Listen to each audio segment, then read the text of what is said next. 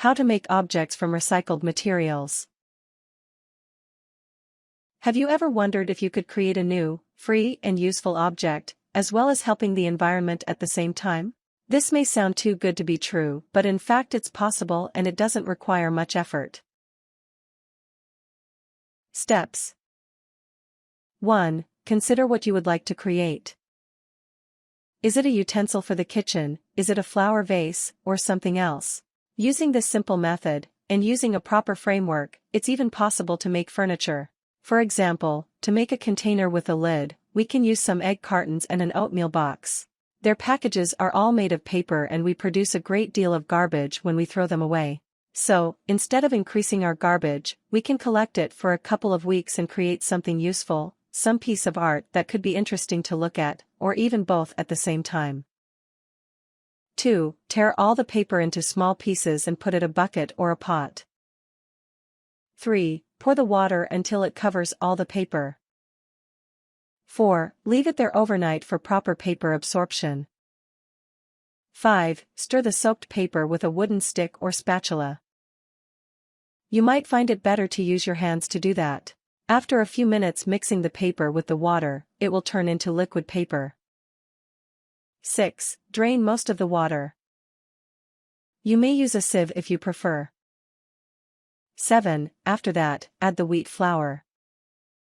1 or 2 cups of flour should be enough for a small amount of paper such as a supermarket plastic bag full of torn paper.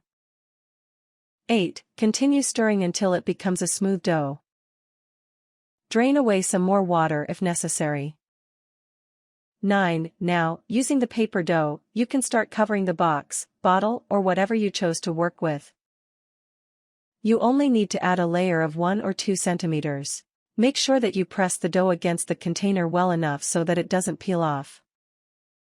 10. Leave it under the sun or in the driest place possible. Depending on the weather conditions, it may take from 1 day to 1 week to completely dry it. If you have an oven, you may want to put it in there for about 30 minutes at a very low temperature. If you do this, make sure your art craft is on the middle or highest shelf to prevent burning your work. 11. Once it's completely dried, it's time to paint it. Feel free to paint it the way you like it. You may also add a second layer of paint once the first one is dried to make sure the paint will completely cover the entire object and prevent it from peeling off easily after some time. Tips.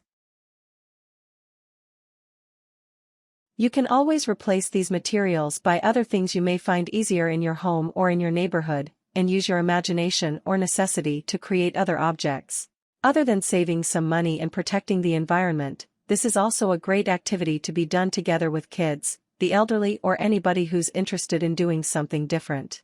For those who want to do it individually, it's also a nice opportunity to spend some quality time alone while listening to their favorite music. Warnings. This dough smells bad if left aside for more than 2 days.